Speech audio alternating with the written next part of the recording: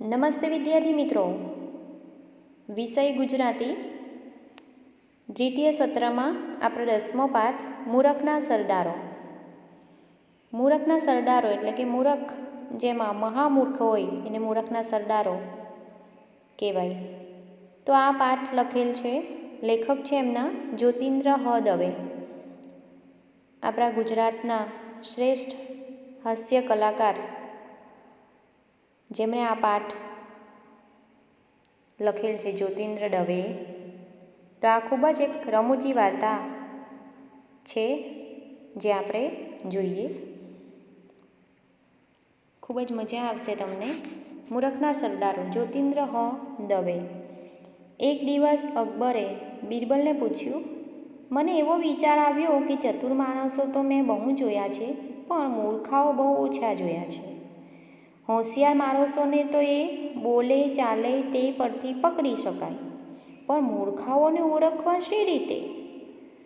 તમે અકબર બિરબલની ઘણી વાર્તાઓ સાંભળી હશે, વાંચી હશે, બરાબર ને? તો એ અકબર એ બિરબલને શું પૂછે છે કે મને એવો વિચાર આવ્યો છે કે ચતુર માણસો, ચતુર એટલે હોશિયાર, ચાલાક, બરાબર? તો ચતુર માણસો તો મેં બહુ જોયા છે, પરંતુ મૂર્ખાઓ બહુ ઓછા જોયા છે, કહે છે. હોશિયાર માણસોને તો આપણે એ બોલે ચાલે એના પરથી પકડી શકાય, એટલે કે ઓળખી શકાય કે હોશિયાર જો માણસો હોય તે એ જે બોલે છે એના પરથી આપણે એને ઓળખ મેળવી શકાય. પરંતુ મૂર્ખાઓને ઓળખવા હોય તો કઈ રીતે, શી રીતે ઓળખી શકાય, એવો પ્રશ્ન એ અકબર રાજા બિરબલને કરે છે. ત્યારે એમાં શું અઘરું છે? બિરબલ કહે છે, એમાં શું અઘરું છે? નામદાર, નામદાર એટલે કે બિરબલ એ અકબરને નામદાર કહીને બોલાવે છે, એટલે કે એક માનવાચક શબ્દ છે, માન આપીને બોલાવે. મૂર્ખાઓને પણ એમના બોલવા ચાલવા પરથી ઓળખી શકાય.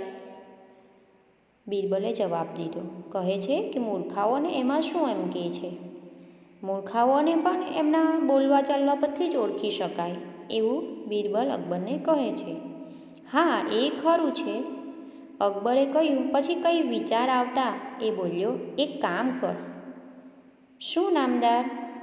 અકબર કહે છે કે એક કામ કર. તો બિરબલ કહે છે, શું નામદાર? કહે છે, મારે મૂર્ખાઓને જોવા છે. અઠવાડિયાની અંદર તું 6 મૂરખના સરદારોને શોધી લાવી હાજર કર. પછી જ્યારે બિરબલ કહે છે કે હા, એમાં શું, એવું કહે છે, ત્યારે અકબર રાજા કહે છે કે તું મારે જોવા છે મૂર્ખાઓને, કેવી મૂર્ખામણી એવો કરે છે, બરાબર? તે જોવા છે, એટલા માટે અઠવાડિયાની અંદર તું 6 મૂરખના સરદારોને શોધી લાવ, કહે છે. જેવો હુકમ નામદાર, બિરબલે કહ્યું, ને પછી બીજી થોડી ઘણી વાતચીત કરી રજા લીધી. બિરબલ અનેક માણસોના સંપર્કમાં આવ્યો. એમાં કેટલાક મૂર્ખાઓ પણ હતા, પણ એમાંનો કોઈ મૂરખનો સરદાર કહી શકાય એવો ન હતો. આપણે તો મૂરખના સરદારો શોધવાના છે, બરાબર? તો બિરબલ ઘણા એવા મૂર્ખાઓને સંપર્કમાં હતા, એવા કેટલાક મૂર્ખાઓ પણ હતા, પરંતુ એમાંનો કોઈ મૂરખનો સરદાર કહી શકાય તેવા ના હતા. એટલે એને શહેરમાં મૂરખના સરદારોની શોધમાં ફરવા માંડ્યું, એટલે એમણે શહેરમાં શોધવાનું શરૂ કર્યું. એક દિવસ એક ઘોડેસવાર માથા પર ઘાસનો ભારો લઈને જતો એને રસ્તામાં મળ્યો. એને ઊભો રાખીને પૂછ્યું, ભલા માણસ, તમે આ ઘાસનો ભારો માથે કેમ મૂક્યો છે? બિરબલ પૂછે છે કે એક માણસ એમને ઘોડેસવાર મળે છે, તો ઘાસનો ભારો એમણે એ ઘોડા પર બેઠો હતો, ઘોડેસવાર કહેવાય. ઘોડા પર બેઠા હોય એને ઘોડેસવાર કહેવાય. તો એ ઘોડા પર બેઠા હતો જે માણસ, એ જે ઘાસનો ભારો હતો એ પોતાના માથા ઉપર મૂક્યો હતો. એટલે બિરબલ એને પૂછે છે કે ભલા માણસ, તમે આ ઘાસનો ભારો માથા કેમ મૂક્યો છે? હાથથી ઘોડાની લગામ ઝાલી, એટલે બગલમાં રાખી શકાય એમ નથી, તેથી માથે મૂક્યો છે. તો ઘોડેસવારે જવાબ દીધો કે હાથથી ઘોડાને જે લગામ પકડેલી હોય છે એનાથી એ લગામ ઝાલી હોય છે એટલે બગલમાં રાખી શકાય એમ નથી, જેથી હું માથે મૂક્યો છે કહે છે. પણ ઘોડા પર મૂકતા શું થતું હતું? બિરબલે પૂછ્યું. બિરબલ કહે છે કે પરંતુ ભલે હાથે લગામ પકડી છે પણ ઘોડા ઉપર મૂકી શકાય ને, તો ઘોડા ઉપર શા માટે ના મૂક્યું એવું પ્રશ્ન પૂછે છે. ઘોડા પણ જોતા નથી કે ઘોડો કેટલો નબળો છે? મારો જ ભાર એ જેમ તેમ ઉંચકી શકે છે, તેમાં વળી ઘાસનો ભારો એના પર મૂકું તો એ બિચારો મરી ન જાય? ઘોડેસવારે કહ્યું. ઘોડેસવાર કહે છે કે તમે બાળકો સમજી ગયા હશો, બરાબર? તો બિરબલે એના નામ ઠામ પૂછીને લખી લીધા અને પછી આગળ ચાલ્યો. એટલે એક એમને મહામૂર્ખ મરી ગયો, બરાબર? એટલે એમના નામ ઠામ પૂછી લીધું, એ ક્યાંનો છે, ક્યાં રહે છે, બરાબર? તો એ પૂછી લે છે. પછી ભાઈ બિરબલ આગળ ચાલે છે. ભાઈ મને બેઠો કર, ભગવાન તમારું ભલું કરશે. કાદવમાં પડેલો એક માણસે બૂમ મારીને કહ્યું. બિરબલે એની સામે જોયું.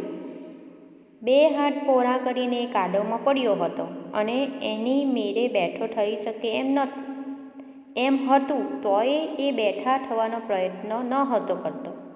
કાદવમાં 2 હાથ પહોળા રાખીને પડી ગયો હતો. એની જાતે ઊભા થવું હોય તો થઈ શકાય, પણ એ થતો ના હતો. કેમ? તો તમારી મેરે બેઠા થવાય તેમ નથી? બિરબલે પૂછ્યું. એ બિરબલને બોલાવે છે કે ભાઈ મને ઊભો કરો. તો બિરબલ એને પૂછે છે કેમ તમારી જાતે તમારાથી ઊભા ના થવાય? એવું કહે છે. પેલા ભાઈ જવાબ આપે છે ના. પેલાએ જવાબ દીધો કે ના, મારો હાથ ઝાલો, એટલે કે પકડો, મારો હાથ પકડો કહી બિરબલે એને ટેકો આપવા પોતાનો હાથ લંબાવ્યો. પણ પેલા માણસે કહ્યું નહીં નહીં, મારા હાથને અડકશો નહીં, મારી ચોટલી પકડીને મને બેઠા કરો. શું કહે છે કે બિરબલને એમણે કીધું કે મારો હાથ ઝાલો, એટલે બિરબલે એને ટેકો આપવા માટે પોતાનો હાથ લંબાવ્યો. પણ પેલા માણસે શું કહ્યું કે નહીં નહીં, મારા હાથને અડકશો નહીં, મારી ચોટલી પકડીને મને બેઠો કરો. ત્યારે બિરબલ પૂછે છે કેમ, તમારા હાથને કંઈ ઈજા થઈ છે? બિરબલે પૂછ્યું. ના, ઈજા તો કશી થઈ નથી, પણ પહેલાં મને ચોટલી પકડીને ઊભો કર, પછી હું કહું, પેલા માણસે કહ્યું. બિરબલે એને ચોટલી પકડીને ઊભો કર્યો. એ પછી પેલો માણસ 2 હાથ પહોળા રાખીને ઊભો રહ્યો. તે જોઈ બિરબલે પૂછ્યું, પણ તમે હાથ આમ કેમ રાખ્યા છે? એ જ વાત છે ને, પેલાએ જવાબ દીધો. મારે સુથાર પાસે કબાટ કરાવવું છે, તેની પહોળાઈનું માપ લાવવા એને મને કહ્યું હતું. મારા ઘરનું જૂનું કબાટ માપી જોયું તો એ મારા 2 હાથની પહોળાઈ જેટલું છે, એટલે એ માપ ભૂલી ન જવાય તે માટે 2 હાથ પહોળા રાખીને હું સુથારને બતાવવા જતો હતો. રસ્તામાં ચાલતા લપસી પડ્યો, પણ હાથ નીચા કરો તો માપ ભૂલી જવાય, એટલે હાથ એમને એમ રાખી પડ્યો રહ્યો. આ તમે આવીને ઊભો કર્યો તો માપ બરાબર જળવાઈ રહ્યું. આવો જવાબ આપે છે, બરાબર? તો બિરબલે એના પર નામઠામ પૂછીને લખી લીધા. આ બનાવ પછી 1-2 દિવસ રહીને બિરબલ બાદશાહ પાસે ગપ્પા મારીને રાતે ઘેર પાછો ફરતો હતો. ત્યાં રસ્તામાં ફાનસ હેઠળ એણે એક માણસને કંઈક શોધતો દીધો. 1 અઠવાડિયાનો સમય આપ્યો હતો અકબર રાજાએ, બરાબર? તો એ એક દિવસ રાજાને અકબરને મળીને પાછા બિરબલ એમના ઘર તરફ રાત્રે રવાના થતા હતા. ત્યાં એક માણસ એમને બીજા રાત્રે ઘેર પાછળ ફરતા, ત્યાં રસ્તામાં ફાનસ લઈને એક માણસને કંઈક શોધતો જોઈ છે. શું શોધો છો? કંઈક પડી ગયું છે? બિરબલે પૂછ્યું. હા, પેલાએ ટૂંકો જવાબ આપ્યો. શું? સોનાની વીંટી. લાવો હું એ શોધવા લાગું કહી બિરબલે પણ વીંટીની શોધ માંડી. ત્યાંથી પસાર થતા માણસો પણ એ શોધમાં ભર્યા. પેલા ભાઈની સોનાની વીંટી ખોવાઈ ગઈ હતી, એટલે એ ફાનસ લઈને એ વીંટી શોધવા લાગી. એટલે બિરબલ પણ સોનાની વસ્તુ છે તો ચાલ આપણે પણ શોધવા લાગીએ, એ ભાવનાથી શોધવા લાગે છે. અને રસ્તા પરથી પસાર થતા માણસો પણ શોધવા માટે મદદ કરે છે. તો તમારી ખાતરી છે કે અહીં જ પડી છે? થોડી વારે ટોળામાંથી એક જણે પૂછ્યું. જે વીંટી જેની ખોવાઈ હતી એને જે શોધવા માટે બીજા વ્યક્તિઓ પણ લાગ્યા હતા તેમાંથી એક જણા એને પ્રશ્ન કરે છે કે શું તમને ખબર છે પાક્કું કે વીંટી અહીં જ પડી છે, બરાબર ને? ખોવાઈ ગઈ હોય તો આપણને ક્યારે ખોવાઈ તેની ખબર નહીં હોય, તો ક્યાં પડી હોય એ તો આપણે જ્યાં ત્યાંથી આવ્યા હોય તો જ આપણે તે રસ્તે આટલા રસ્તામાંથી હું ગઈ હતી ત્યારે હતી, મારા ઘરેથી હું નીકળી હતી તો ત્યારે હતી વીંટી, તો અહીંથી હું ત્યાં સુધી જઈને આવી છું, ત્યાં સુધીમાં પાછી ઘરે આવી તો ત્યાં સુધીમાં મારી વીંટી નથી. તો આપણે એટલા રસ્તા પણ કે જ્યાં ત્યાં ગયા હોય તેટલામાં શોધખોળ કરતા હોય, બરાબર ને? તો તેવી રીતે ખાતરી છે તમને કે અહીં જ વીંટી પડી છે એવું પૂછે છે ભાઈ. તો ના, અહીં નથી પડી. પેલો વીંટી જેની ખોવાઈ છે તે શું જવાબ આપે છે? ના, અહીં નથી પડી. ત્યારે પાછો પૂછે છે પેલા ભાઈ, પડી ગઈ છે તો ત્યાં દૂર આગે અંધારા ખૂણા તરફ આંગળી કરી એને જવાબ દીધો. એ ભાઈ પાછું જ્યાં શોધે છે ત્યાં પડી નથી એવું કહે છે, પડી તો ત્યાં દૂર પડી ગઈ છે એવું કહે છે. ત્યારે અહીં શા માટે શોધો છો? એટલેથી ગભરીને થોડી અહીં સુધી આવે? પેલો ભાઈ પ્રશ્ન પૂછે છે, કહે છે કે તો પછી અહીં શા માટે તમે શોધો છો? ત્યાં પડી ગઈ તમને ખબર છે તો તે જગ્યા પર જ શોધવું પડે ને એવું કહે છે. તો શું કહે છે? ત્યાં અંધારું બહુ છે, અહીં દીવો છે એટલે અજવાળે શોધી શકાય. પહેલાંએ જવાબ આપ્યો કે શું છે? ત્યાં તો ખૂબ અંધારું છે, જ્યાં મારી વીંટી પડી ગઈ છે ત્યાં ખૂબ અંધારું છે એટલે અહીં અજવાળું લાગતું છે એટલે અહીં શોધી કાઢીએ. હવે તેનો કોઈ મતલબ છે મિત્રો કે જ્યાં પડી જ નથી ત્યાં શોધવાનું, ત્યાં પછી ગમે તેટલું અજવાળું હોય, દિવસ હોય તો બી કંઈ શોધાય મિત્રો? જ્યાં પડી જ નથી કે આપણને ખબર છે કે હું આટલેથી આટલા રસ્તામાં ગઈ ત્યાં સુધી મારી કોઈ પણ સોનાની વસ્તુ, કોઈ પણ વસ્તુ ખોવાઈ છે ત્યાં આટલે સુધી ગઈ ત્યાં જ શોધાય, બરાબર? તો બીજે નથી ગઈ ત્યાં શોધવા થોડી જવાય આપણાથી, બરાબર ને? તો આ કેટલો મહામૂર્ખ કહેવાય, બરાબર? તો એનો આપણને અહીં પતી થાય છે. તો મારો બેટો તદ્દન મૂરખ છે, આપણને નકામી મહેનત કરાવી, એમ તિરસ્કારથી કહીને વીંટી શોધવા ભેગા થયેલા લોકો ત્યાંથી ચાલી ગયા. એટલે ત્યાં જે શોધવા માટે લોકો હતા ભેગા તે પણ ત્યાંથી ચાલી જાય છે કે આ તદ્દન મૂરખ છે, આપણને ખોટી મહેનત કરાવી રહ્યો છે, એમ તિરસ્કારથી બોલીને જતા રહે છે. બિરબલ એના નામઠામ લખી લીધા. એટલે બિરબલ એનું પણ નામ પૂછી લીધું અને એ જે રહે છે તેનું સરનામું વગેરે લખી લે છે. બીજે દિવસે બિરબલ નદી કિનારે ફરતો હતો ત્યાં એને એક માણસને રેતીના ઢગલામાં કંઈક શોધતો જોયો. શું શોધો છો ભાઈ? બિરબલે પૂછ્યું. હું નદીમાં નાહવા ગયો હતો ત્યારે મારી આંગળીએ હીરાની વીંટી હતી, તે મેં અહીં રેતીમાં દાટી હતી, હવે તે જરતી નથી. પેલાએ કહ્યું, ક્યાં દાટી હતી તે બરાબર ખબર છે? હા, અહીં રેતીમાં ઊંડો ખાડો પાડીને દાટી હતી. પણ કંઈક નિશાની રાખી છે? હા, નિશાની રાખ્યા વગર તે કંઈ દાટું ખરો? શી નિશાની રાખી હતી? જ્યાં મેં વીંટી દાટી હતી ત્યાં બરાબર તેની ઉપર આકાશમાં ઊંટના જેવા દેખાવનું એક વાદળ હતું, પણ હવે એ વાદળે દેખાતું નથી. આવું જવાબ આપે છે. વાદળ દેખાતું હતું ત્યાં દાટ્યું હતું, જ્યાં વાદળની નિશાની હતી ત્યાં દાટ્યું હતું, બરાબર? આવી નિશાની રાખે છે મિત્રો. ને વીંટી પણ દેખાતી નથી. પેલાએ નિરાશ થઈ કહ્યું. તો બિરબલે એના પણ નામઠામ પૂછી લીધા. જ્યાં વાદળની ગણતરી આપણાથી એવું કામ થાય મિત્રો? તો એ કેટલો એ પણ મહામૂર્ખ કહેવાય, બરાબર? અકબરે આપેલી મહેતલ પૂરી થઈ. મહેતલ એટલે સમય મર્યાદા.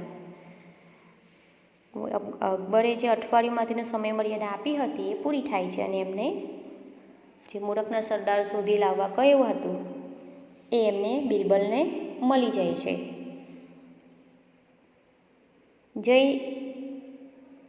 મહેતલ પૂરી થઈ એટલે દરબારમાં જઈને ઉપર ગણાવેલા ચારેય જણાના નામઠામ આપી અકબરને સૌને બોલાવી મંગાવવા કહ્યું. આપે માંગેલા મૂરખના સરદારો આ રહ્યા નામદાર. પણ આ તો 4 છે, મેં તને 6 લાવવાનું કહ્યું હતું. અકબરે કહ્યું, નામદાર 6 એ 6 હાજર છે. બિરબલે જવાબ દીધો. આ તો 4 દેખાય છે, બાકીના 2 ક્યાં છે? બિરબલને પૂછે છે અકબર કે તમને તો 6 મૂરખના સરદારો લાવવા કહેલા, તમે તો આ તો 4 શોધ્યા છો, બરાબર ને? 4. તો અકબરે પૂછ્યું, આ 4 તો આપ નામદાર જોયા, 5મો હું. બિરબલ કહે છે 5મો હું છું એમ કહે છે, મૂર્ખો હું છું એમ કહે છે. તું તો મૂરખ, તું મૂરખનો સરદાર? અકબરે નવાઈ પામીને પૂછ્યું. હા નામદાર. તો કેમ એમ પૂછે છે? જાણે બીજા કોઈ કામ ન હોય તેમ મૂર્ખાઓની શોધ કરવા હું નીકળ્યો ને મેં 8 દાડા નક્કામાં બગાડ્યા, તે હું મૂરખનો સરદાર નહીં તો બીજું શું? બિરબલે કહ્યું. બરાબર ને મિત્રો? વગર કામનો સમય આપણે મૂર્ખાઓને શોધવામાં આપણો દિવસ પસાર કર્યો અને મૂર્ખાઓને શોધવા માટે સમય કાઢ્યો આપણો, બરાબર? તો એ મૂર્ખો જ કહેવાય ને, એવું બિરબલ કહે છે. તો 5મો હું એમ કહે છે. અને 6થો અકબર પૂછે છે, 6થો નામદાર, કસૂર માફ કરજો. કસૂર એટલે વાંક, ભૂલ મને માફ કરજો નામદાર એમ કહે છે બિરબલ. પણ રાજકાજના અને બીજા અનેક સારા કામો પડતા મૂકી મૂરખના સરદારો શોધી દરબારમાં આણવાનો મને હુકમ કરનાર તે 6થો મૂરખનો સરદાર? બિરબલે કહ્યું, 6થો મૂરખનો સરદાર મને જે મને આટલો દરબારના કામ આટલા પડતા મૂકીને મૂરખના સરદારો શોધી આપવા માટે કહ્યું અને હુકમ જે તમે કર્યો, નામ નથી લેતા બિરબલે, પરંતુ રાજાને કહે છે કે 6થો મૂરખનો સરદાર એમ, એટલે એ તો હું, અકબરે કહ્યું કે અકબરે સમજી જાય છે, એટલે 6થો મૂરખનો સરદાર હું છું એવું અકબર પોતે જ કહે છે. તો મિત્રો, હા નામદાર, આપણે બંને, હું મૂરખને શોધવા માટે ગયો એટલે હું મૂરખને આપે મને શોધવા મોકલ્યો માટે આપ, એવું કહે છે. બિરબલે કહે, કેટલું ગુમાન! ગુમાન એટલે અભિમાન, બાદશાહનું અપમાન, બિરબલને સજા થવી જોઈએ. એટલે કહે છે કે કેટલું અભિમાન છે બિરબલ તને, બાદશાહનું તું અપમાન કરે છે, એટલે બિરબલને સજા થવી જોઈએ કહે છે. એક દરબારી બોલી ઉઠ્યો, નહીં. અકબરે હસીને કહ્યું, બિરબલ સાચું કહે છે. એને ટકોર કરીને પણ મને ખરી વાતનું ભાન કરાવ્યું. એમણે ટકોર કરી ને મને ખરી વાતનું ભાન કરાવ્યું. મૂર્ખાઓના વિચારમાં અથવા મૂર્ખાઓને શોધવામાં વખત બગાડ્યો એ પણ મૂર્ખાઈ નહીં તો બીજું શું? બાદશાહે કહ્યું. પછી બિરબલને ઇનામ આપી રાજી કર્યા, બરાબર ને? આવો મૂર્ખાઓને શોધવું, તેમાં સમય બગાડ્યો ને મૂર્ખાઓ વિશે વાત કરી અને શોધવામાં જે સમય બગાડ્યો એ મૂર્ખામી જ કહેવાય ને મિત્રો, એવું બંને માને છે. અકબર રાજા પણ પોતે સ્વીકારે છે, બિરબલ પણ એને મીઠી ટકોર કરીને કહે છે અને અકબર રાજા ખુદ સ્વીકારે છે. તેથી અકબરની આ બુદ્ધિ ચાતુર્યથી પસંદ થઈને રાજાએ તેમને બિરબલને ઇનામ આપીને રાજી કરે છે. તો પાઠ અહીં પૂર્ણ થાય છે. ત્યારબાદ તેમના પ્રશ્નોના જવાબ જે છે એ આપણે બીજા વિડીયોની અંદર કરીશું.